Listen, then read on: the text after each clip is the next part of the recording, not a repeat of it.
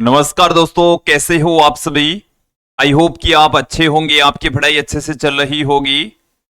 आज हम 12th के स्टूडेंट्स के लिए फिजिक्स से रिलेटेड वीडियो लेकर आए हैं। इस वीडियो से हम 6th चैप्टर विद्युत चुंबकीय प्रेरण इलेक्ट्रोमैग्नेटिक इंडक्शन को स्टार्ट करने जा रहे हैं। इस वीडियो में हम चुंबकीय फ्लक्स, मैग्नेटिक फ्लक्स के बारे में विस्तृत अध्ययन करेंगे। साथ में चुंबकीय फ्लक्स पर आधारित कुछ क्वेश्चंस भी यहां पर देखेंगे, समझेंगे। विद्यार्थियों, मैं आपको बता दूं कि हम एनसीईआरटी के नए पाठ्यक्रम के अकॉर्डिंग पहले चैप्टर से 5वें चैप्टर तक के एक एक करके सभी टॉपिक्स को कवर कर लिया है, एक एक टॉपिक का अध्ययन कर लिया है। आप हमारे यूट्यूब चैनल की प्लेलिस्ट पर जाकर देखिए, आपको एक एक करके सभी वीडियोस मिलने वाले हैं। वहां से आप अच्छे से अध्ययन कर सकते हैं। विद्यार्थियों, यदि आप हमारे YouTube चैनल पर नए हैं तो चैनल को सब्सक्राइब कर लीजिए, साथ में बेल आइकन भी दबा दीजिए ताकि आपको आगे की वीडियोस की नोटिफिकेशन मिलते रहें। बिना किसी देरी के आज के इस वीडियो को स्टार्ट करते हैं। सबसे पहले तो हम बात करेंगे कि विद्युत चुंबकीय प्रेरण होता क्या है, इलेक्ट्रोमैग्नेटिक इंडक्शन क्या होता है। मैं आपको विद्युत चुंबकीय प्रेरण के बारे में बताने से पूर्व चौथे चैप्टर में ओरस्टेड के प्रयोग की ओर ले चलता हूं। ओरस्टेड के प्रयोग में हमने ये पढ़ा था कि जब किसी चालक से विद्युत का प्रवाह होता है तो वहां पर चुंबकीय क्षेत्र उत्पन्न होता है। देखिए, ओरस्टेड के प्रयोग में हमने क्या देखा था, चौथे चैप्टर में हमने पढ़ा है ओरस्टेड का प्रयोग, और उस प्रयोग से हमें ये निष्कर्ष निकला था, ये रिजल्ट मिला था कि धारावाही चालक, कि एक ऐसा चालक जिसमें से विद्युत का प्रवाह होता है तो उसको हम कहते हैं धारावाही चालक। तो धारावाही चालक चुंबकीय क्षेत्र उत्पन्न करता है। धारावाही चालक क्या उत्पन्न करेगा? चुंबकीय क्षेत्र उत्पन्न करता है। इसका मतलब ये हो गया, हमारे पास में एक चालक है और उस चालक से जब विद्युत का प्रवाह होता है तो उस चालक के चारों ओर चुंबकीय क्षेत्र उत्पन्न हो जाता है, मैग्नेटिक फील्ड क्रिएट हो जाता है। ये हमने चौथे चैप्टर में ओरस्टेड के प्रयोग में देखा था। तो यहां पर हमें रिजल्ट मिला था कि धारा से क्या उत्पन्न होता है? चुंबकीय क्षेत्र उत्पन्न होता है। तो फिर वैज्ञानिकों ने यह देखा कि क्या चुंबकीय क्षेत्र से धारा को उत्पन्न नहीं किया जा सकता। आई से बी क्रिएट हो रहा है, तो वैज्ञानिकों ने यह प्रयास किया कि क्यों न हम चुंबकीय क्षेत्र से धारा को उत्पन्न करें। तो इस और प्रयास किए गए और माइकल फैराडे द्वारा सफल प्रयास किया गया। उन्होंने चुंबकीय क्षेत्र की सहायता से विद्युत धारा प्रवाहित करवाई, या हम कह सकते हैं चुंबकीय क्षेत्र की सहायता से विद्युत विभवांतर उत्पन्न किया। ठीक है, तो उसी को हम, उस घटना को ही विद्युत चुंबकीय प्रेरण कहते हैं। तो विद्युत चुंबकीय प्रेरण का वैसे यदि हम मतलब देखें तो इसका मतलब है कि, देखो ध्यान देना, चुंबकीय क्षेत्र से, किससे? चुंबकीय क्षेत्र से P से I का उत्पन्न होना। चुंबकीय क्षेत्र से क्या उत्पन्न होना? धारा का, विद्युत धारा का उत्पन्न होना विद्युत चुंबकीय प्रेरण कहलाता है। अब ये ऐसा तो है नहीं कि चुंबकीय क्षेत्र है उससे सीधी धारा क्रिएट हो जाए, ऐसा सीधा सिंपल तरीका तो नहीं है। फिर क्या है कि हमारे पास में कोई परिपथ होगा या कोई कुंडली होगी, और उस कुंडली से संबंधित या उस परिपथ से संबंधित चुंबकीय क्षेत्र में या चुंबकीय फ्लक्स में जब परिवर्तन होता है तो उस परिपथ और उस कुंडली के सिरों पर एक विद्युत वाहक बल, जिसे हम विभवांतर भी कहते हैं, क्रिएट हो जाता है, जिसकी वजह से उसके अंदर विद्युत का प्रवाह होता है, और उस घटना को हम विद्युत चुंबकीय प्रेरण कहते हैं। विद्युत चुंबकीय प्रेरण की डेफिनेशन देखें आप, अगले पेज की ओर ले चलता हूं मैं। क्या होगी कि किसी, आप लीजिए कोई परिपथ, किसी परिपथ या कुंडली में, किसी परिपथ या कुंडली में, किसी परिपथ या कुंडली में चुंबकीय क्षेत्र, चुंबकीय क्षेत्र या चुंबकीय फ्लक्स में या चुंबकीय फ्लक्स में, चुंबकीय क्षेत्र या चुंबकीय फ्लक्स में परिवर्तन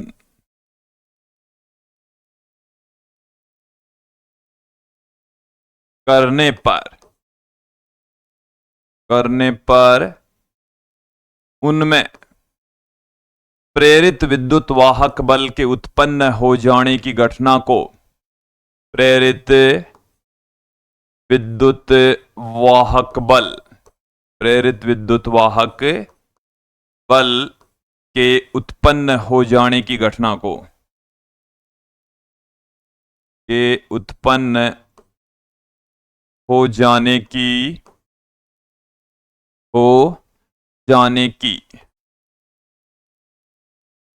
घटना को विद्युत चुंबकीय प्रेरण कहते हैं। विद्युत चुंबकीय प्रेरण कहते हैं, विद्युत चुंबकीय प्रेरण कहते हैं, विद्युत चुंबकीय प्रेरण कहा जाता है। ओके, एक बार इस डेफिनेशन को आप अच्छे से समझे। हमारे पास में कोई परिपथ है, या आप कह सकते हैं हमारे पास में कोई कुंडली है, और उस कुंडली से रिलेटेड जब हम चुंबकीय क्षेत्र में परिवर्तन करते हैं या उस कुंडली से संबंधित चुंबकीय फ्लक्स में परिवर्तन करते हैं, तो उस कुंडली के सिरों के ऊपर एक प्रेरित विद्युत वाहक बल उत्पन्न हो जाता है। ये प्रेरित विद्युत वाहक बल क्या है, इसको भी आप समझें।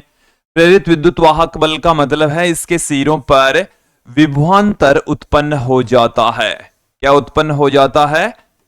विभवांतर क्रिएट हो जाता है, विभवांतर उत्पन्न हो जाता है। तो विभवांतर के उत्पन्न हो जाने की जो घटना है, इसी को हम विद्युत चुंबकीय प्रेरण कहेंगे, इलेक्ट्रोमैग्नेटिक इंडक्शन कहा जाएगा। इसे आप अच्छे से समझें कि हमारे पास में एक परिपथ है या कोई कुंडली है, और उस कुंडली से रिलेटेड, उस कुंडली से संबद्ध, उस कुंडली से गुजरने वाला जो चुंबकीय क्षेत्र है, यदि उसमें किसी न किसी तरीके से परिवर्तन करें तो उस कुंडली के अंदर एक प्रेरित विद्युत वाहक बल क्रिएट हो जाएगा, एक विभवांतर उसके अंदर उत्पन्न हो जाएगा। और जब विभवांतर उत्पन्न होगा तो उस कुंडली में या उस परिपथ में धारा का प्रवाह होगा, और इस घटना को ही हम विद्युत चुंबकीय प्रेरण कहते हैं, इलेक्ट्रोमैग्नेटिक इंडक्शन कहते हैं। तो यहां तक इसकी जो डेफिनेशन है वो क्लियर हो जानी चाहिए। और विद्युत चुंबकीय प्रेरण से संबंधित जो सबसे पहले प्रयोग करने वाले वैज्ञानिक है वो माइकल फेराडे रहे हैं, और हेनरी भी रहे हैं। उनके बारे में हम नेक्स्ट वीडियो में बात करेंगे। इस वीडियो में सबसे पहले हम समझेंगे चुंबकीय फ्लक्स, क्योंकि इसकी जो डेफिनेशन है उसके अंदर एक वर्ड आया है चुंबकीय फ्लक्स। तो सबसे पहले इसके बारे में हम विस्तृत अध्ययन करने वाले हैं। चुंबकीय फ्लक्स होता क्या है, इसके मात्रक विमा की चर्चा करेंगे, इस पर आधारित न्यूमेरिकल क्वेश्चंस देखेंगे। तो आज का जो हमारा टॉपिक है वो है चुंबकीय फ्लक्स, मैग्नेटिक फ्लक्स। पहले इसे आप समझ लें। फ्लक्स का मतलब होता प्रवाह। फ्लक्स का मतलब क्या होता है? प्रवाह होता है। जैसे पानी का प्रवाह होता है, धारा का प्रवाह होता है। चुंबकीय फ्लक्स का मतलब है चुंबकीय क्षेत्र रेखाओं का प्रवाह, कि किसी पृष्ठ में से कितनी चुंबकीय क्षेत्र रेखाएं गुजर रही है, तो उसी को हम कहते हैं चुंबकीय फ्लक्स। उसी को ही क्या कहा जाता है? चुंबकीय फ्लक्स, मैग्नेटिक फ्लक्स कहा जाता है। जैसे ये हमारे पास में कोई पृष्ठ है, ये हमारे पास में क्या है? कोई पृष्ठ, और इस पृष्ठ में से कितनी मैग्नेटिक फील्ड लाइंस गुजर रही है, कितनी चुंबकीय क्षेत्र रेखाएं गुजर रही है, उनकी संख्या को ही हम चुंबकीय फ्लक्स कहते हैं, चुंबकीय फ्लक्स कहा जाता है। ओके, तो ये जैसे हमारे पास में कोई पृष्ठ है, और इस पृष्ठ में से जो चुंबकीय क्षेत्र रेखाएं गुजर रही है उनको मैंने यहां पर इस तरीके से दिखाया है। तो जितनी ज्यादा चुंबकीय क्षेत्र रेखाएं गुजरेगी, चुंबकीय फ्लक्स का मान भी उतना ही ज्यादा होने वाला है। Okay, clear? तो चुंबकीय क्षेत्र में रखे किसी पृष्ठ में से गुजरने वाली चुंबकीय क्षेत्र रेखाओं की संख्या को चुंबकीय फ्लक्स कहते हैं, मैग्नेटिक फ्लक्स कहा जाता है। तो डेफिनेशन में आपके सामने रख रहा हूं, के लिए ध्यान देंगे आप। चुंबकीय क्षेत्र में रखे, चुंबकीय क्षेत्र में रखे किसी चुंबकीय क्षेत्र में रखे किसी पृष्ठ से गुजरने वाली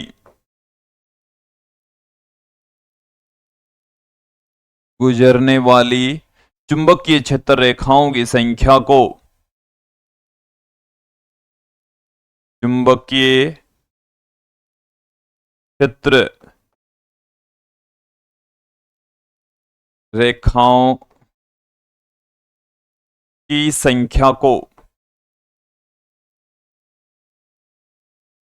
संख्या को चुंबकीय फ्लक्स कहते हैं।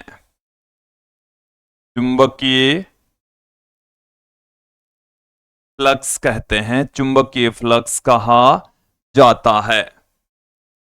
देखो, ये जो चुंबकीय फ्लक्स है ये एक अदिश राशि होती है, इसे फाई से प्रदर्शित करते हैं। देखिए, हमने विद्युत फ्लक्स भी पढ़ा, उसको भी हमने फाई से प्रदर्शित करते हैं। इसको फाई एम या फाई बी से प्रदर्शित कर देते हैं। कई जगह पर आपको इसको फाई एम से मिलेगा, तो कई जगह पर इसको फाई बी से भी मिल सकता है।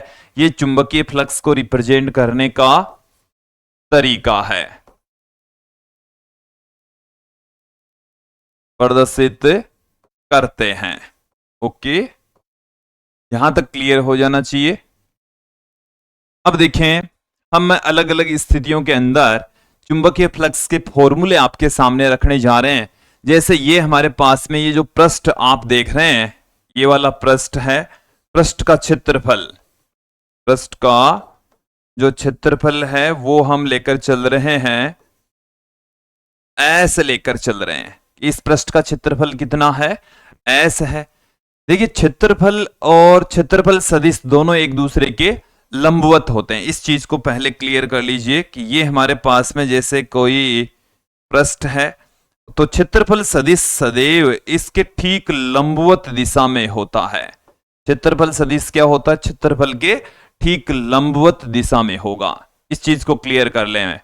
क्षेत्रफल एक सदिश राशि है जिसकी डायरेक्शन क्षेत्रफल के ठीक लंबवत होती। जैसे मैं इस बोर्ड की बात करूं, ये बोर्ड हमारा क्षेत्रफल है, तो इसका जो क्षेत्रफल सदिश होगा वो इस बोर्ड के तल के लंबवत बाहर की ओर होगा। बोर्ड के तल के लंबवत बाहर की ओर होगा, मतलब इस पृष्ठ के ठीक परपेंडिकुलर होने वाला है।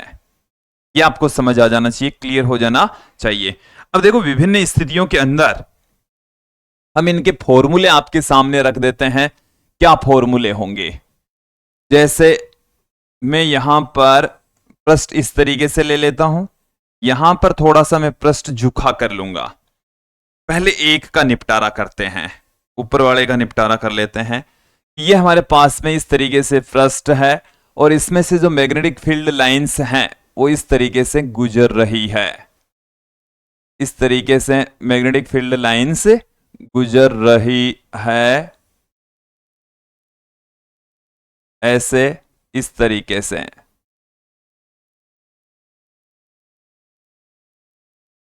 इस तरीके से मैग्नेटिक फील्ड लाइंस गुजर रही है। ये जो आप देख रहे हैं,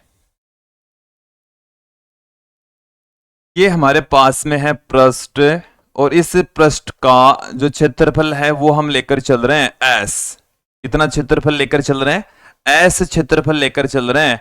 और क्षेत्रफल के ठीक लंबवत क्षेत्रफल सदिश होता है, तो इसके ठीक लंबवत दिशा में इस तरीके से ये क्षेत्रफल सदिश है एस वेक्टर।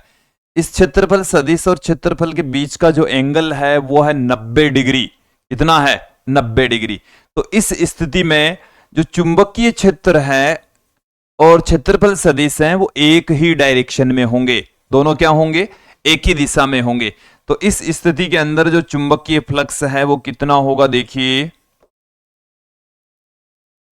चुंबकीय फ्लक्स को हम फाई से प्रदर्शित कर रहे हैं, चुंबकीय क्षेत्र B और क्षेत्रफल सदिश है हमारे पास में S, तो फाई बराबर आ गया B into S, B into S आ गया इस स्थिति के अंदर। फिर यदि मैं यहां पर बात करूं कि ये क्षेत्रफल है वो किसी एंगल के ऊपर झुका हुआ है, कुछ एंगल के ऊपर ये झुका हुआ है, इस तरीके से ये क्षेत्रफल झुका हुआ है, ऐसे झुका है, ऐसे झुका है, तो मैग्नेटिक फील्ड लाइंस किधर होगी, देखें इस तरीके से ये मैग्नेटिक फील्ड लाइंस होने वाली है, ऐसे, इस तरीके से,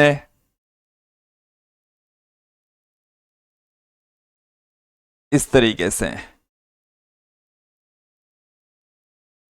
ये मैग्नेटिक फील्ड लाइंस हैं, ठीक है। तो मैग्नेटिक फील्ड तो इस डायरेक्शन में हो गया, ये हमने मैग्नेटिक फील्ड लाइंस आपको दिखाई है। अब इसमें जो क्षेत्रफल सदिश होता है वो इसके ठीक लंबवत दिशा में होता है, ठीक लंबवत दिशा में होगा तो इसमें इधर होगा। क्षेत्रफल सदिश और चुंबकीय क्षेत्र के बीच का जो कोण है, चुंबकीय क्षेत्र इस डायरेक्शन में, क्षेत्रफल सदिश इस डायरेक्शन में, इन दोनों के बीच का जो एंगल है वो है थीटा। तो चुंबकीय क्षेत्र की दिशा में क्षेत्रफल का जो घटक है वो हमारे पास में आ जाएगा S cos theta, S cos theta. तो इस स्थिति के अंदर जो चुंबकीय फ्लक्स है वो क्या होगा, देखिए चुंबकीय फ्लक्स जैसे हम फाई बी से प्रदर्शित कर रहे हैं, तो चुंबकीय क्षेत्र और चुंबकीय क्षेत्र की दिशा में क्षेत्रफल का घटक तो बी एस कोस थीटा हो जाएगा। कितना हो जाएगा, बी एस कोस थीटा। इसे हम इस तरीके से भी पुट कर सकते हैं, फाई बी बराबर B vector dot S vector, इस तरीके से भी लिखा जा सकता है, इस तरीके से प्रदर्शित किया जा सकता है। ओके, ये हमारे पास में आ चुके हैं, इनसे रिलेटेड सूत्र आ गए हैं, फॉर्मूले आ गए हैं। अब देखिए एक और तरीका है हमारे पास में कि जो हमारे पास में इस तरीके से जो क्षेत्रफल सदिश है, सॉरी क्षेत्रफल है, इसमें क्षेत्र रेखाएं हैं वो इस तरीके से जा रही है। एक बार पुनः समझने का प्रयास करें।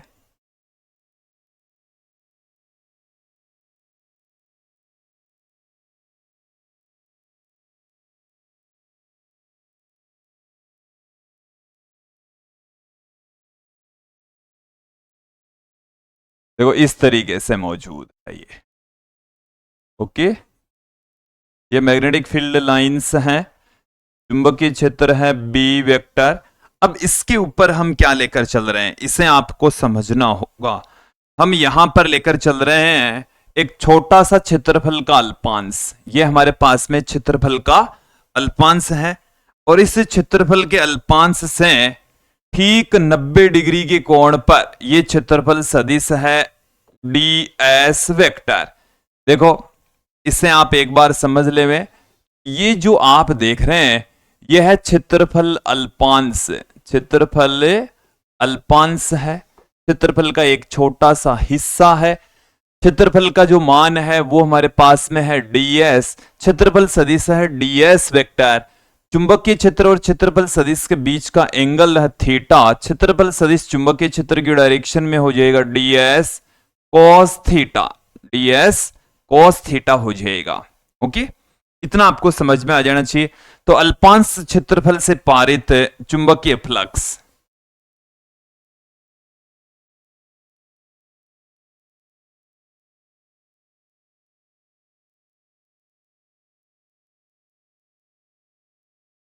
अल्पांश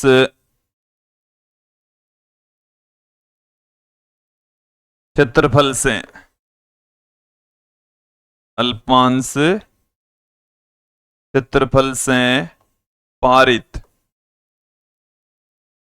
चुंबकीय फ्लक्स, चुंबकीय फ्लक्स, अल्पांश क्षेत्रफल से गुजरने वाला चुंबकीय फ्लक्स, तो चुंबकीय फ्लक्स को अल्पांश क्षेत्रफल से गुजरने वाला चुंबकीय फ्लक्स भी अल्पांश के रूप में ही होगा P, और चुंबकीय क्षेत्र की दिशा में इसका घटक हो जाएगा ds cos थीटा। तो d फाई बराबर आ गया b ds cos थीटा, जिसे हम क्या लिख सकते हैं, d फाई बराबर b vector dot ds vector, इस तरीके से लिखा जा सकता है। अब हम देखेंगे यहां पर संपूर्ण पृष्ठ से पारित चुंबकीय फ्लक्स, ये जो पूरा का पूरा पृष्ठ है, इस पूरे पृष्ठ में से कितनी मैग्नेटिक फील्ड लाइंस गुजरती है, कितना चुंबकीय फ्लक्स इसमें से पारित होता है। चलिए देखिए, संपूर्ण पृष्ठ में से, संपूर्ण पृष्ठ से गुजरने वाला, संपूर्ण पृष्ठ से गुजरने वाला चुंबकीय फ्लक्स, चुंबकीय फ्लक्स कितना होगा। तो इसके लिए हम इसको इंटीग्रेट कर देते हैं, इसका इंटीग्रेशन कर देंगे। तो इंटीग्रेशन हमने कर दिया है यहां पर, इसका ये हमारे पास में आ चुका है। इसे हम किस तरीके से लिख सकते हैं, डी फाई का इंटीग्रेशन हो जाएगा फाई, ये आ गया integration B vector dot d S vector, B vector dot d S vector, ये अपने पास में आ चुका है, ये फॉर्मूला आ चुका है। ओके, तो ये चुंबकीय फ्लक्स का फॉर्मूला अल्पांश के रूप में, जब यहां पर अल्पांश के रूप में आएगा तो इंटीग्रेशन का साइन आएगा, यहां पर ऐसा आ रहा है तो इंटीग्रेशन को साइन लगाने की कोई आवश्यकता नहीं होगी। ठीक है, अब यहां पर हम इसमें कुछ कंडीशंस अप्लाई करेंगे। अपने पास में फाई का जो मेन फॉर्मूला है वो है बी ए कोस थीटा, जिसे हम B vector dot S vector भी लिख सकते हैं। हमारी जो पहली कंडीशन है, स्थिति फर्स्ट आप देखें, इसमें हम थीटा का मान लेकर चलेंगे।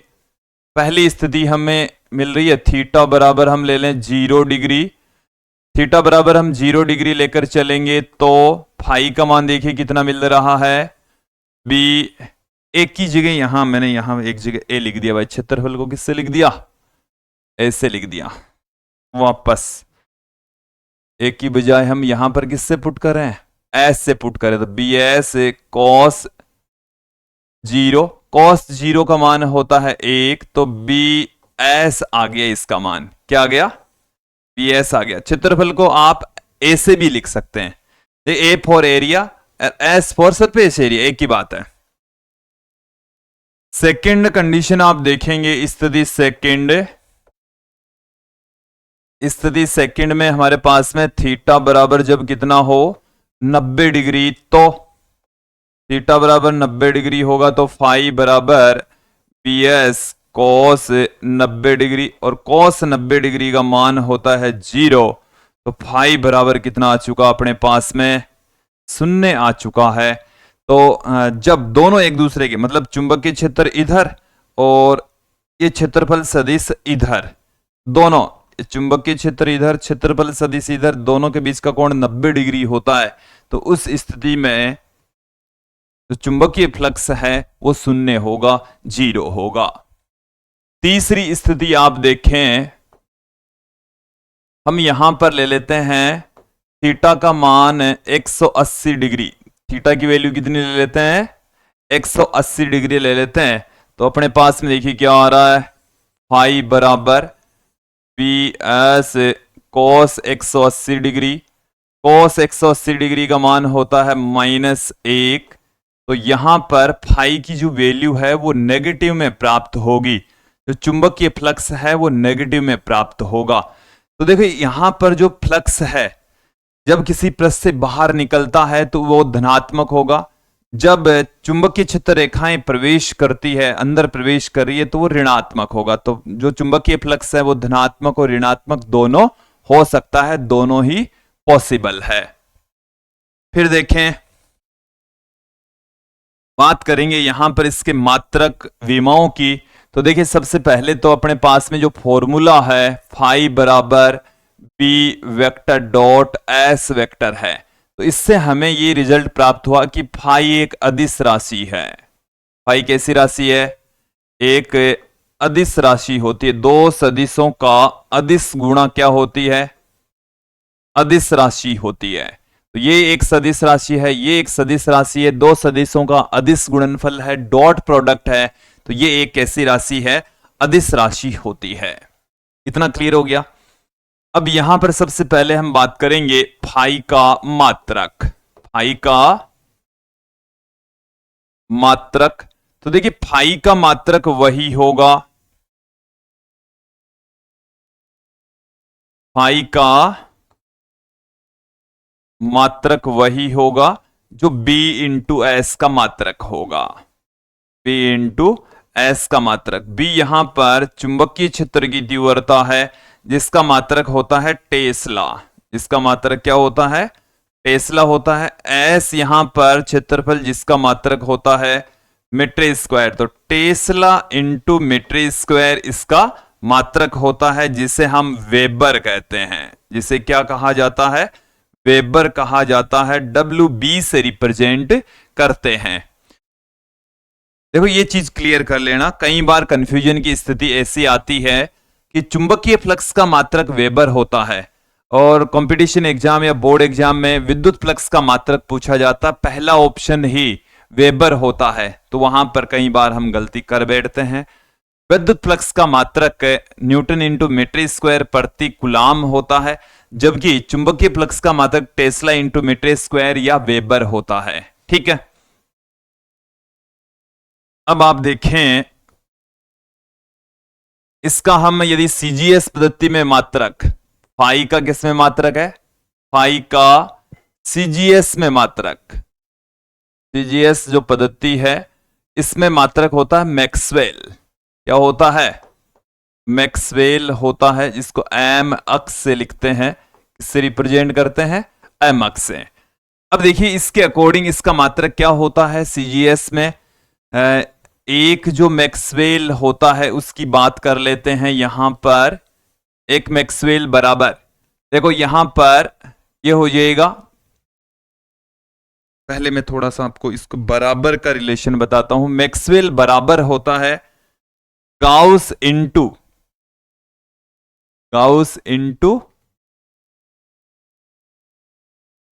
अभी करेंगे कन्वर्ट। देखो भाई ध्यान देना आप, मैक्सवेल का मतलब है सीजीएस पद्धति में मात्रक। इसका सीजीएस पद्धति में, फाई का सीजीएस पद्धति में मात्रक क्या होगा? फाई का सीजीएस में मात्रक आप देखें, मैक्सवेल मैंने पुट कर दिया है, लेकिन यदि इसका मात्रक लिखें तो इसका मात्रक होता गाउस। क्या होता है? गाउस। और एस क्षेत्रफल है जिसका मात्रक होता है सेंटीमीटर स्क्वायर। अब गाउस इंटू सेंटीमीटर स्क्वायर, इसको हम मैक्सवेल के इक्वल पुट कर सकते हैं। इसी को हमने किसके इक्वल लिखा है? मैक्सवेल के बराबर लिखा है। अब मैं यहां पर वेबर और मैक्सवेल के बीच में रिलेशन आपको बताने जा रहा हूं। तो एक जो वेबर होता है, एक वेबर, इसको हम लिख सकते हैं एक टेस्ला इंटू मीटर स्क्वायर लिख सकते हैं। और टेस्ला का मतलब एक टेस्ला में 10 की घात 4 गाउस होता है। एक टेस्ला में कितना गाउस? 10 की घात 4 गाउस। एक मीटर के अंदर 10 की घात 2 सेंटीमीटर होता है। इसका स्क्वायर है तो इसका भी स्क्वायर हो जाएगा। तो एक वेबर बराबर अपने पास में आ चुका 10 की घात 4 गाउस इंटू 10 की घात 2 का स्क्वायर करेंगे, 10 की घात 4 आ गई सेंटीमीटर का स्क्वायर। तो अपने पास में आ चुका है एक वेबर बराबर 10 की घात 8 गाउस इंटू सेंटीमीटर स्क्वायर को हम क्या लिख देंगे? मैक्सवेल लिख देंगे। क्या लिख देंगे? मैक्सवेल लिख देंगे। ये अपने पास में आ चुका है कि एक वेबर बराबर 10 की घात 8 मैक्सवेल होता है। थोड़ी सी यहां पर चर्चा कर लेते हैं इसकी वीमा की भी। तो फाई की जो वीमा है वो क्या होगी? फाई की वीमा वही होगी जो B इंटू एस की वीमा होगी। तो देखिए B की वीमा हम पहले ही पढ़ चुके हैं, M1 L0 P-2 A-1 और S यहां पर क्षेत्रफल है जिसकी विमा होती है L2। तो फाइनली फाई की जो विमा है वो हमें क्या मिल रही है? फाई की विमा हमें प्राप्त होती है m की घात 1, l की घात 2, t की घात -2 और 1 की घात -1। ये हमें इसकी विमा मिल चुकी है, विमा प्राप्त हो चुकी है। यह आपको समझ आ जाना चाहिए, क्लियर हो जाना चाहिए। अब मैं थोड़ा सा चुंबकीय फ्लक्स पर आधारित क्वेश्चन ले लेता हूं, उस क्वेश्चन को भी यहां पर हम देख लेते हैं। हमारे पास में एक वर्ताकार वलय है जिसका क्षेत्रफल 3ik plus jk plus 2kk into 10⁻12 है, मीटर स्क्वायर है। यदि ये वलय 2ik माइनस 2kk गुणा 10 की घात -4 टेस्ला के चुंबकीय क्षेत्र में रखी हो तो वलय से गुजरने वाला चुंबकीय फ्लक्स क्या होगा? तो देखिए सीधा फॉर्मूला मैं आपके सामने रख रहा हूं, P vector dot S vector होता है। तो डॉट प्रोडक्ट यहां पर हो रहा है, तो B का जो मान है वो हमें दे रखा है 2ik माइनस 2kk गुणा 10 की घात -4 और इसका होना है डॉट प्रोडक्ट किसके साथ होना है? इस राशि के साथ होना है। क्या है? 3ik plus jk plus 2kk गुणा 10 की घात -12। ये हमारे पास में है। अब इन दोनों को हम मल्टीप्लाई कर लेंगे, डॉट प्रोडक्ट कर लेंगे, क्या आ जाएगा? इसका इससे गुणा होगा तो ये तो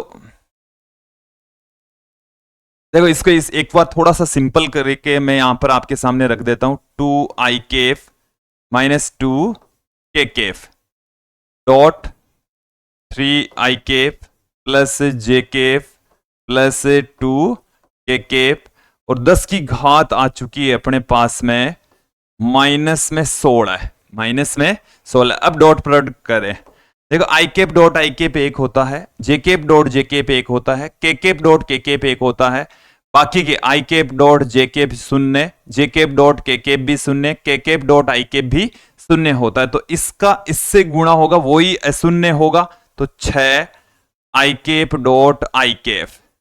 इसको इससे गुणा करेंगे तो अपने पास में जाएगा 2 आई कैप डॉट जे कैप। इसको इसके साथ में गुणा करेंगे तो 4 आई कैप डॉट के कैप। इसको इसके साथ में गुणा करेंगे तो माइनस में 6 के cap dot I cap minus 2 के कैप डॉट जे कैप। इसको इसके साथ में गुणा करेंगे तो माइनस में 4 के कैप डॉट के कैप। 6 पद हो जाने चाहिए, गुणा में 10 की घात -16। 6 पद हो चुके हैं, ये 0 हो चुका है क्योंकि आई कैप डॉट जे कैप, आई कैप डॉट के कैप या के कैप डॉट आई कैप या के कैप डॉट जे कैप ये सब 0 होंगे। के कैप डॉट के कैप 1 होगा, आई कैप डॉट आई कैप 1 होगा। तो यहां पर अपना क्या आ जाएगा 6 और इधर आ जाएगा माइनस में 4 गुणा 10 की घात -16 और फाइनली अपने पास में आ जाएगा 2 गुणा 10 की घात -16 और चुंबकीय फ्लक्स का मात्रक आ गया वेबर। तो ये था एक सिंपल सा क्वेश्चन और मुझे उम्मीद है आप लोगों को ये जो क्वेश्चन है वो अच्छे से समझ में आ गया होगा। ये था आज का हमारा वीडियो जिसमें हमने चुंबकीय फ्लक्स के बारे में संपूर्ण जानकारी प्राप्त की और आप लोगों को ये जो जानकारी है वो अच्छे से मिल गई होगी, समझ में आ गई होगी। आज के लिए इतना ही। नेक्स्ट वीडियो में हम हेनरी और माइकल फैराडे से संबंधित जो एक्सपेरिमेंट है उनका अध्ययन करेंगे, विद्युत चुंबकीय प्रेरण के प्रयोग हैं उनका अध्ययन करने वाले हैं। आज के लिए इतना ही। धन्यवाद दोस्तों।